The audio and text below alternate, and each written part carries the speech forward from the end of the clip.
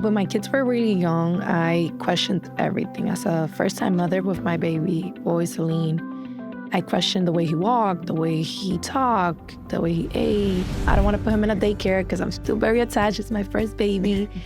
I just want him to have that experience with other children. I want to learn and talk to other moms and have that feeling go away of if I'm doing it right. I remember for his first day, he walked in, He looked back, bye, mommy. I did not feel any crying, scariness. I felt great. So now his communication skills have increased very much.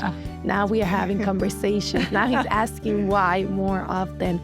And that, to me, it was the best thing that could have happened. I see somebody who's pregnant, and I'm like, I know this amazing program. You might think it's going to be a lot because you're pregnant, you're having a baby, but please consider it. You're on our policy council. You're a huge advocate.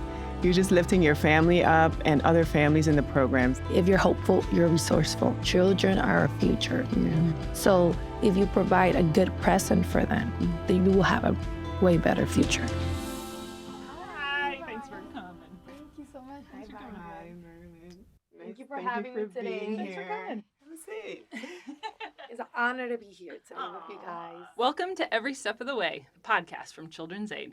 I'm Cappio, Chief of Staff. And I'm Margot Sigmone, VP of Early Childhood Education. And today we're here to talk about early childhood and what it takes for families to thrive in the first few years. Margot, I think we talk about how hard it is for parents in New York City, especially ones with young kids.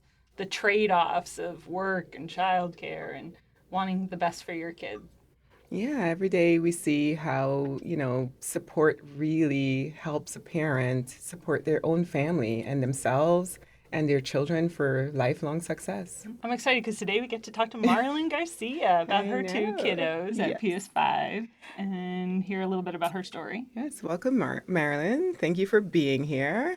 Thank you so much for having me today. My name is Marlyn Garcia. I'm a mother of two children who are participating in Children's Aid at their PS5 location. I am a breastfeeding peer counselor and yes, a happy mother of two. So Marlyn, what did life look like for you when your kids were really young? So when my kids were really young, I questioned everything. As a first-time mother with my baby boy, Celine, I questioned the way he walked, the way he talked, the way he ate, the way he socialized with other kids, even his development. Coming to Children's Aid and having that support with the curriculum, the teachers, the family advocate, it was really a relief for me because I had people who work with all different type of children and they will help me lose all those dots about the way my son was doing things. It was difficult, but all the support made it way better. And now I feel like an experienced mother with my second and having my baby girl, I just look at her, I'm like, wow, you're doing amazing, sweetie. Aww. When you were a new mom, but even before Children's Aid, what did your support circle look like? Well, it was just my mother and my mother-in-law, who are both immigrants. So we're basically first-time immigrants. So a lot of the information that we had came back from my country. You know, we weren't exposed to development needs, milestones, none of that. It was just like a guess it or, rundowns from the family like, oh, this is the way that we're supposed to do it, or if baby cries, or they supposed to crawl by the certain time. So it was basically a lot of foreshadowing from what they were doing with us. Marlyn, you talked about Children's Aid and the support that you're currently receiving. What led you to Children's Aid? Well, with my son, I always had those dots, and I would bring them up at my children's doctor, that I felt that he wasn't meeting his development or his milestones, and that it would be taking him a bit longer. They had mentioned that maybe he needed more socializing at the time with other children so he can kind of see or catch up to whatever they were doing around his age. So I started looking around and I was questioning myself. I'm like, I don't want to put him in a daycare because I'm still very attached. It's my first baby.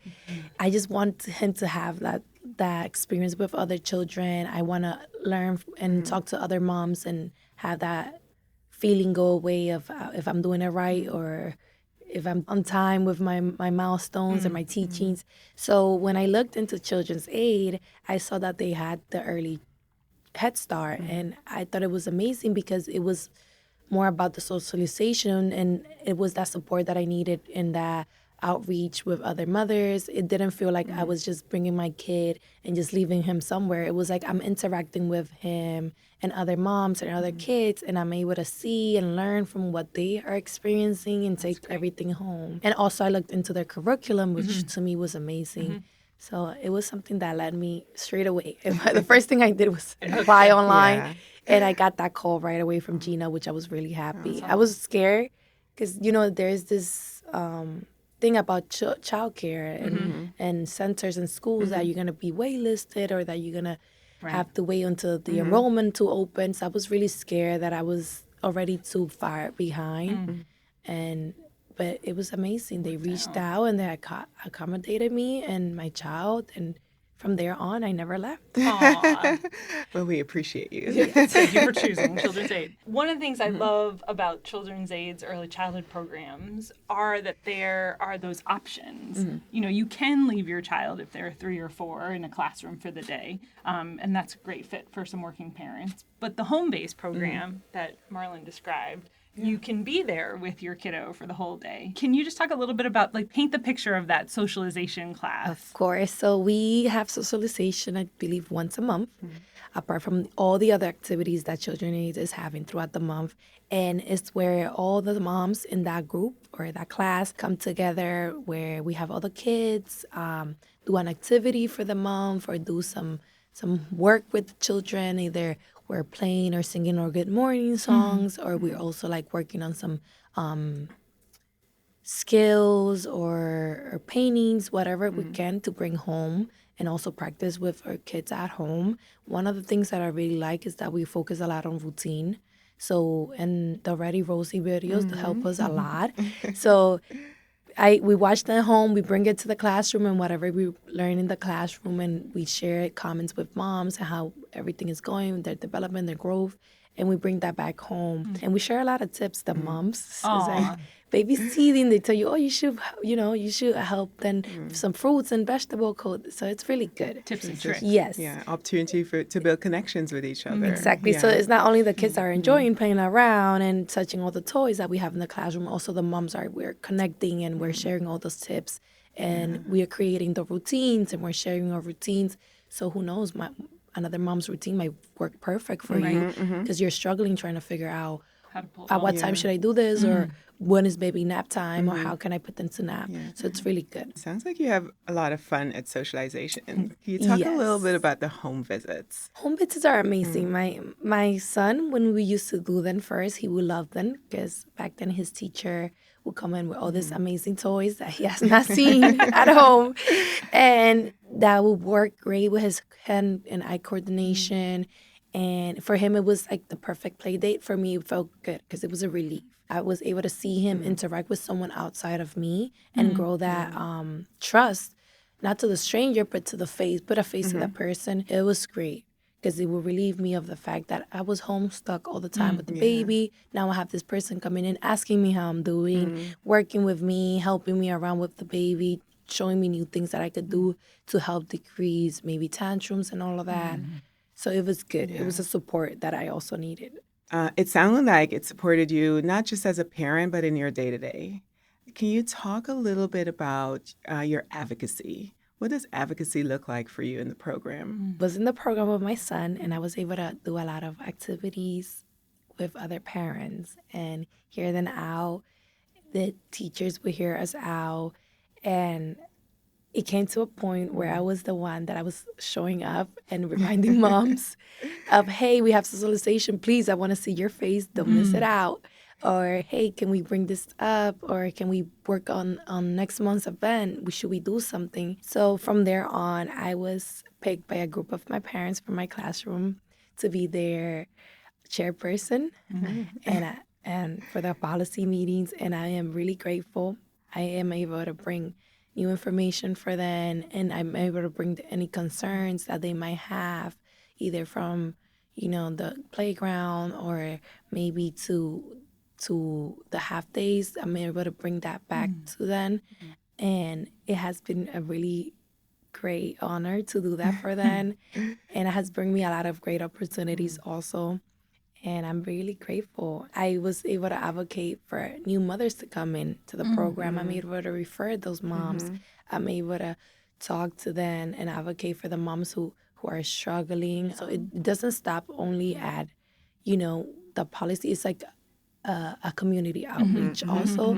And I'm able to do that for them, and I'm more than grateful. I love how you kind of pay it forward. You Yes. got involved in the program, and now you're recruiting other families to get involved. Exactly. And it's something that I wish someone was there to say sooner, but now I took that as my job. I can say it sooner. I know I see somebody who's pregnant, and I'm like, I know this amazing program. You might think it's gonna be a lot because you're pregnant, you're having a baby, but please consider it. If somebody would have told me that during my pregnancy, it would have lifted all those worries of while my child was growing up. And now I want to make sure that the pregnant mothers know that there's a program out there, so they don't feel like they're alone through that pregnancy. They have, that support group. Marlyn, you have like this great like bubble around you with this wraparound services. With your son Salim, who started with us as a baby, and now your daughter Stella, who is 10 months old, and she's in the program.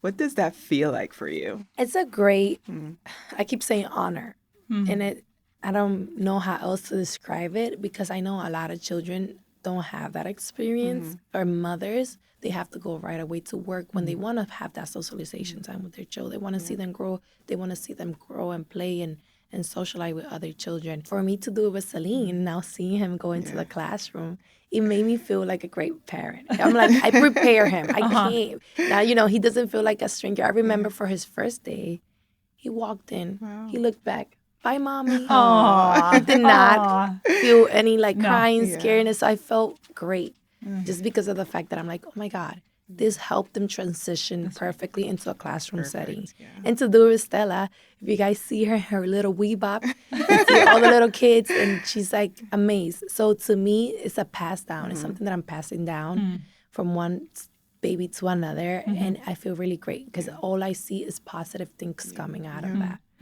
And it makes me feel great. That's all you want to give your kids. That's right. Positive things, positive experiences. So to me, it was really good to see that transition. Marlyn mentioned Weebop. Weebop is one of our partners who come into our spaces. And you want to talk a little bit more about that? Yeah, so Weebop basically is a band or some musicians and that play jazz, which is really good for the kids. Cool. It regulates them. It's really good. They enjoy it. And they come in every Wednesday for me and they do classes, and then they bring the big band, and the kids enjoy it because it's a lot of music, it's a lot of colors, it's a lot of playfulness and peekaboos and everything. So it's new faces that they're also seeing, and they have that good time, and they're associating the music, and it's fun. It's fun for them, and they really like it. My daughter loves it. She loves to jump and clap and hear that music and the singing.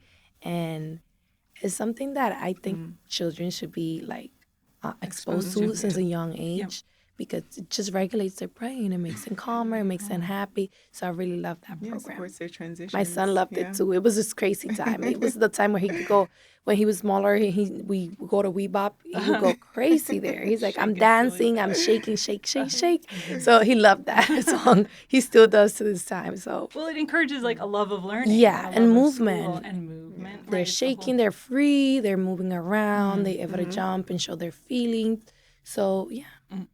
What have you noticed? You talked about your son's evolution from home base to center base and the new skills he picked up or the confidence. What else did you notice when he moved from the home base program into one of the classrooms? I'm very open with this. My son has some development delays with his speech, and he does get a lot of therapies. So when he will come into the program, I was able to work with Children's Aid to get assistance to get into early intervention. Children's Aid have been really open to allowing him to receive this therapies in their classroom.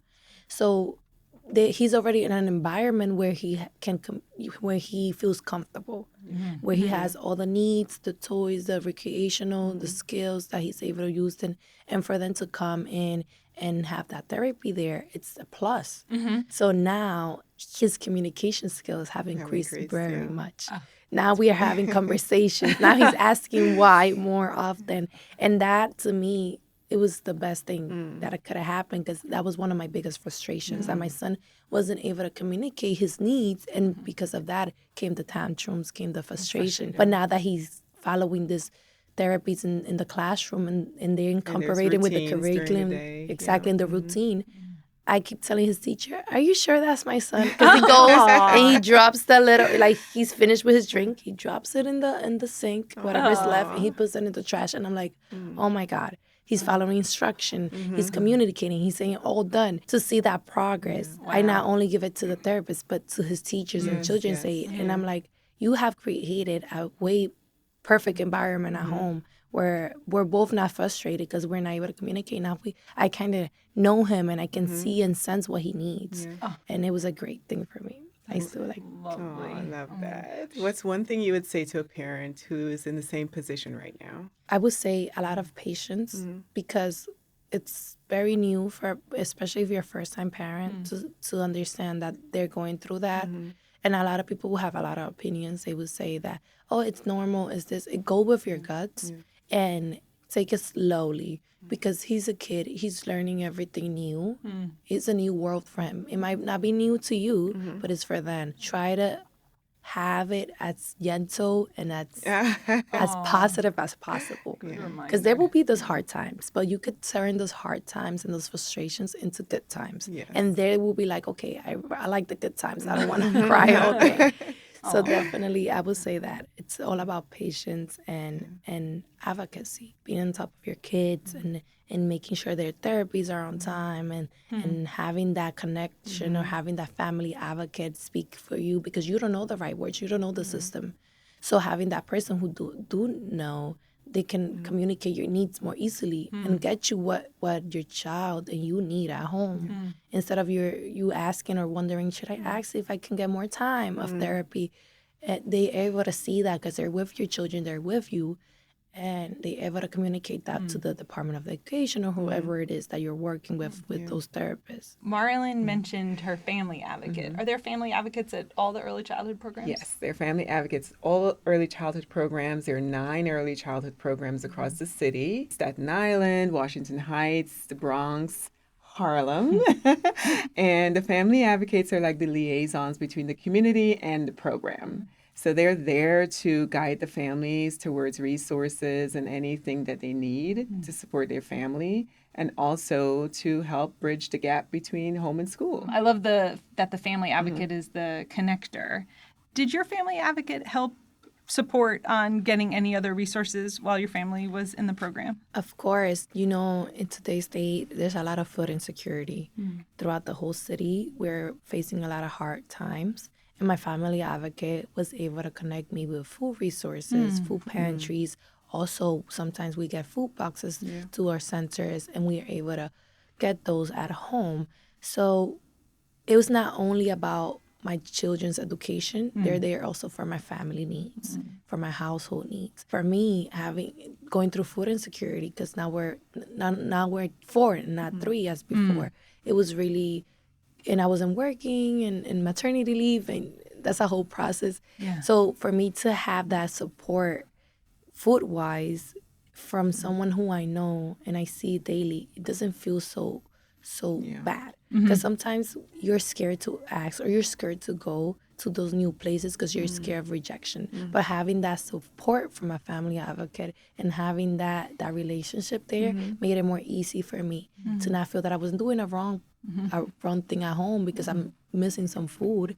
It made me feel like I understand you. You're going through hard things. Here are some resources. So it was amazing. What a great connection. Yeah, I mean, it definitely signals what it means for families to receive the support that they need. It's not just about the early childhood education and the care that's happening in the home-based setting or the center-based setting.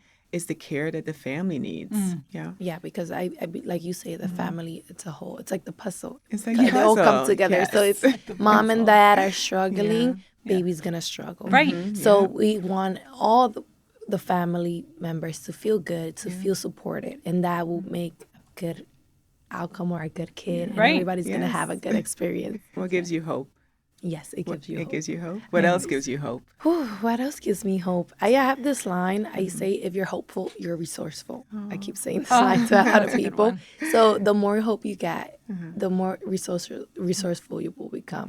So I'm hopeful that if I'm able to meet the right people, or if I'm able to advocate and I'm able to bring in services or maybe bring a new mother into the program, I'm hopeful that that's going to benefit not me, but everyone. It's going to be a resource for them. It's going to create new resources. It's going to make new connections.